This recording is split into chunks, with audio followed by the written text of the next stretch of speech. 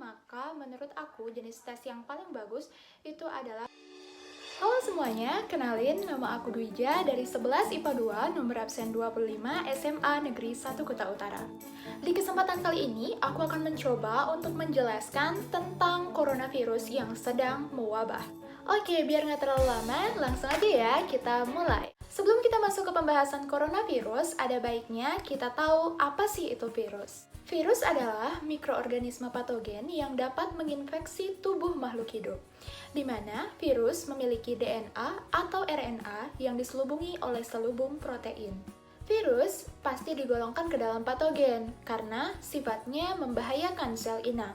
Bagaimana dengan bakteri? Bakteri tidak bisa sepenuhnya digolongkan ke dalam golongan patogen karena beberapa jenis bakteri bahkan dibutuhkan oleh tubuh kita. Jadi secara singkat, aku akan kasih beberapa perbedaan antara virus dan juga bakteri. Yang pertama adalah dari segi wujud.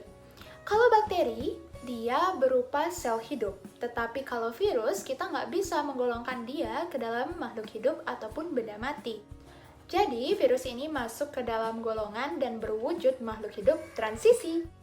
Yang kedua, dari segi ukuran. Kalau bakteri punya ukuran yang kecil, virus ternyata punya ukuran yang lebih kecil. Bahkan, virus ini susah banget dilihat menggunakan mikroskop biasa. Yang ketiga, dari segi tumbuh kembang.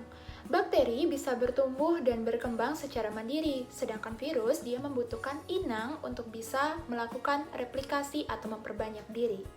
Lalu yang keempat, dari segi cara melawan. Kalau bakteri kita lawan menggunakan antibiotik, maka virus kita lawan menggunakan vaksin atau antivirus. Virus tidak bisa berkembang biak di alam bebas. Ketika mereka ada di alam bebas, maka sifat mereka menjadi inaktif atau tidak aktif. Dan ketika itu, mereka disebut dengan virion. Mereka baru bersifat aktif ketika mereka masuk ke dalam sel inangnya. Sel inangnya ya sudah pasti sel makhluk hidup. Tapi ternyata nggak semua jenis virus bisa menginfeksi semua jenis sel hidup. Contohnya TMV atau Tobacco Mosaic Virus yang hanya bisa menyerang tumbuhan tembakau, nggak bisa menyerang hewan apalagi manusia. Kenapa? Hal tersebut terjadi karena perbedaan struktur dan protein dari sel inangnya. Tapi ternyata sebagian virus bisa bermutasi. Virus yang awalnya hanya bisa menyerang hewan, pada akhirnya juga bisa menyerang manusia. Karena dengan mutasi dapat mengubah struktur DNA atau RNA virus tersebut sehingga cocok dengan sel inangnya. Contohnya coronavirus. Nama corona berasal dari bahasa Latin yaitu corona, yang artinya mahkota, yang mengacu pada bentuk partikel virus yang menyerupai mahkota atau korona matahari. Bentuknya seperti bola dan dipenuhi dengan spike-spike. Dan ternyata spike-spike ini tersusun dari glikoprotein yang sangat mudah dihancurkan dengan menggunakan desinfektan, pelarut lemak, ataupun deterjen. Virus corona adalah virus yang terbentuk dari bahan genetik berupa RNA. Nah, seperti yang kita ketahui, materi genetik atau bahan genetik ini akan digunakan untuk bereplikasi atau memperbanyak diri. Mengingat dia punya materi genetik berupa RNA, maka dia bisa bermutasi dengan sangat cepat. Virus corona ini ada banyak, tetapi yang membuat pandemik kali ini hanya satu jenis saja. Virus corona pertama kali diidentifikasi menginfeksi manusia pada pertengahan tahun 1960-an. Beberapa penyakit yang pernah mewabah karena virus ini diantaranya pernah mewabah penyakit SARS yang disebabkan oleh virus SARS-CoV. Kabarnya virus ini ditularkan dari musang ke manusia. Kemudian di tahun 2012 pernah mewabah penyakit MERS yang disebabkan oleh virus corona jenis MERS-CoV. Kabarnya virus ini ditularkan dari unta ke manusia. Dan yang paling baru adalah penyakit COVID-19, di mana penyakit ini disebabkan karena infeksi virus corona jenis SARS-CoV-2 yang merupakan galur dari spesies SARS-CoV. Kabarnya virus ini ditularkan ke manusia oleh ular dan kelelawar. Virus jenis baru ini pertama kali ditemukan di kota Wuhan, Cina pada akhir bulan Desember 2019. SARS-CoV-2, Severe Acute Respiratory Syndrome Coronavirus 2. Sesuai namanya, itu artinya virus ini menyerang dan menyebabkan gangguan pada sistem respirasi atau pernafasan. Oke, udah jelas kan? SARS-CoV-2 adalah virusnya, sedangkan COVID-19 adalah penyakit yang timbul sebagai akibat dari infeksi virus corona jenis SARS-CoV-2. Seseorang yang terinfeksi oleh virus ini akan menunjukkan beberapa gejala secara umum, diantaranya mengalami demam tinggi, kemudian timbul rasa lelah yang berlebih dan mengalami batuk kering. Sebagian orang juga menunjukkan gejala seperti hidung tersumbat, pilek, sakit tenggorokan, bahkan diare. Gejala biasanya muncul secara bertahap, dihitung 5-14 hari masa terpapar virus ini. Apabila seseorang menunjukkan gejala-gejala tersebut dan tidak kunjung merasa lebih baik, maka harus segera diperiksakan ke dokter agar memperoleh perawatan yang cepat dan tepat. Tapi ada sebagian orang yang positif terinfeksi virus ini malah tidak menunjukkan gejala apapun. Sebenarnya hal itulah yang berbahaya, karena secara tidak sadar ketika mereka kontak dengan orang lain, mereka bisa saja menyebarkan virus ini. Oleh karena itu, di kondisi seperti sekarang, social distancing dan menjaga pola hidup bersih sehat merupakan sebuah langkah untuk memutus rantai penularan. Bagaimana mekanisme virus ini bisa menyerang tubuh kita? Penularan virus ini dapat terjadi dari manusia satu ke manusia yang lain, dan penyebarannya dilakukan oleh penderita melalui cairan tubuh yang dikeluarkan dari mulut maupun hidung saat bersin, batuk, berbicara, bahkan bernafas. Virus tersebut bisa saja mendarat di suatu tempat, misalnya gagang pintu. Kalau gagang pintu tersebut dipegang oleh orang lain, maka secara otomatis virusnya juga akan ikut berpindah dan menempel di tangan orang tersebut. Tanpa sadar digunakan untuk mengusap wajah, padahal belum cuci tangan. Maka dengan mulus virusnya bisa masuk ke dalam tubuh orang tersebut. Virus corona yang berhasil masuk ke dalam tubuh selanjutnya akan masuk ke dalam sel dengan cara menempel pada protein yang disebut dengan reseptor ACE2 yang terletak di permukaan sel. Protein ini paling banyak terdapat di paru-paru. Itulah kenapa COVID-19 dianggap sebagai penyakit pernafasan dengan sasaran utama virus adalah paru-paru. Jumlah reseptor ACE2 yang terbanyak kedua terdapat di usus. Inilah yang menjelaskan kenapa seseorang yang positif terinfeksi SARS-CoV-2 akan menunjukkan gejala diare. Virus yang menempel pada sel di paru-paru yang kaya akan protein ACE2 akan mendorong masuk ke dalam sel tersebut. Ketika virus ini berhasil, maka mereka akan mengeluarkan materi genetik berupa RNA. Virus menggunakan sel tubuh kita yang sehat untuk melindungi diri, dengan cara menipu sistem imun agar tidak menyerang mereka. Baru kemudian bereplikasi sehingga terciptalah banyak virus yang baru. Sel yang digunakan bereplikasi selanjutnya akan lisis dan melepaskan banyak virus corona yang baru yang siap menginfeksi sel sehat lainnya. Bagaimana dengan respon tubuh kita? Apa tubuh kita hanya bisa berpasrah? Jawabannya enggak. Tubuh kita punya tentara pelindung, ia adalah sistem imun tubuh. Suatu sel yang terinfeksi akan menghasilkan interferon dan menyebarkan ke sel-sel sekitar yang belum terinfeksi, sehingga sel-sel lain bisa mempersiapkan proteksi diri.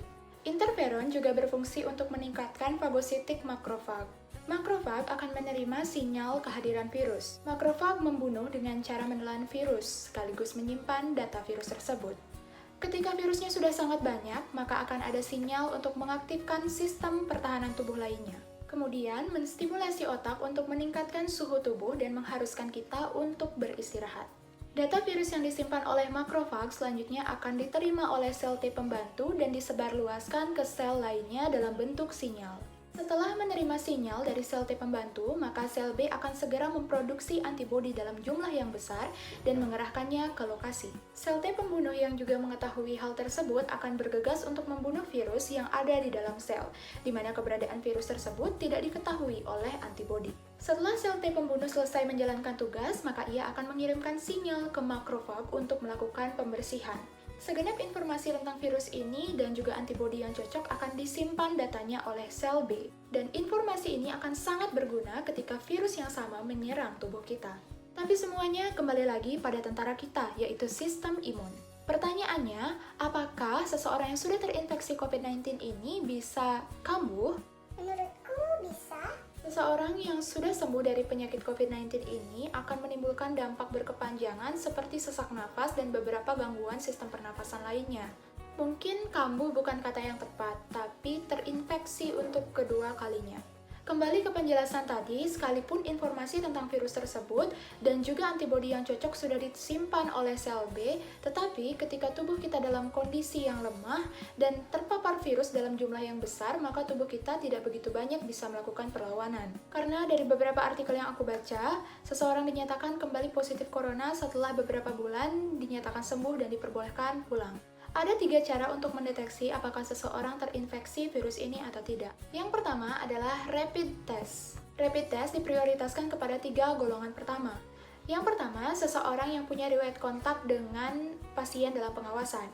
Yang kedua, seseorang yang punya riwayat kontak dengan orang yang dinyatakan positif COVID-19. Dan yang ketiga adalah seseorang yang punya riwayat kontak dengan orang dalam pemantauan. Ada 2 jenis rapid test yang digunakan saat ini, diantaranya rapid test yang berbasis antigen dan rapid test yang berbasis antibodi.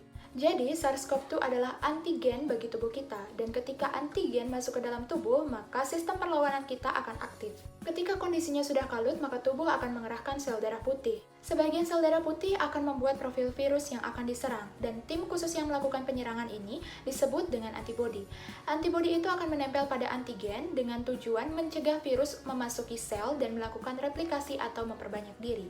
Jenis rapid test yang kita gunakan di Indonesia adalah rapid test berbasis antibodi, di mana cara kerjanya rapid test ini akan mendeteksi keberadaan antibodi dalam sampel darah yang kita ambil di ujung jari. Ketika sampel darah masuk, maka antibodi imunoglobulin G atau imunoglobulin M akan bereaksi dan menimbulkan warna pada rapid test. Kelebihan dari rapid test ini diantaranya, yang pertama, mudah dilakukan, yang kedua, lebih murah jika kita bandingkan dengan jenis tes yang lainnya, dan yang ketiga, hasilnya cepat, karena kurang dari 1 jam kita sudah bisa menerima hasil. Kelemahannya adalah tidak peka dan kurang akurat, karena hasil dari rapid test bisa saja menunjukkan negative false atau sebaliknya. Pasalnya, ketika belum bergejala atau dalam periode inkubasi, imunoglobulin G dan imunoglobulin M belum dapat dideteksi oleh rapid test. Jadi, seseorang yang punya riwayat kontak dengan penderita harus menunggu selama 10-14 hari sampai akhirnya gejala tersebut muncul baru melakukan tes ini.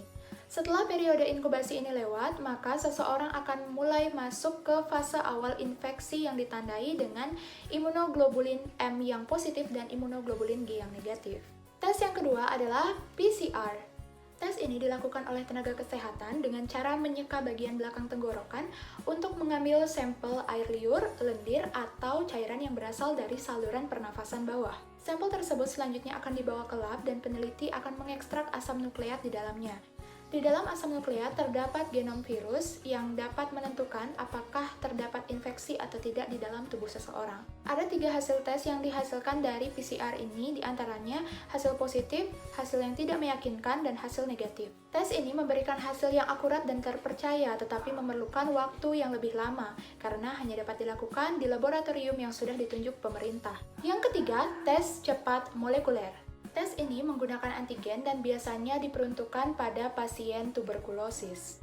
Pemeriksaan dilakukan menggunakan dahak dengan aplikasi asam nukleat berbasis cartridge. Tes ini akan mendeteksi RNA yang terdapat pada virus corona melalui mesin khusus. Hasil pemeriksaan dapat kita terima kurang dari 2 jam. Setelah itu, kita dapat mengetahui apakah seseorang positif atau negatif mengidap COVID-19.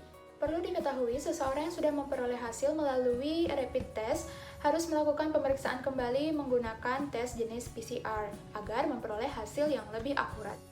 Untuk tes cepat molekuler, aku sendiri sejujurnya masih agak ragu karena tes ini diperuntukkan untuk mereka yang tuberkulosis, di mana mesin yang digunakan adalah mesin pendeteksi tuberkulosis yang kemudian dialihfungsikan menjadi mesin pendeteksi coronavirus. Tapi kabarnya tingkat akurasinya akan disesuaikan dan diusahakan agar sama seperti PCR, sehingga akan dihasilkan tes cepat dan akurat. Tapi menurut aku hingga saat ini tes yang paling baik adalah PCR. Sekian yang bisa aku sampaikan, semoga bermanfaat. Mohon maaf apabila terjadi kesalahan dalam penyampaian dan terima kasih atas perhatiannya. Sampai jumpa!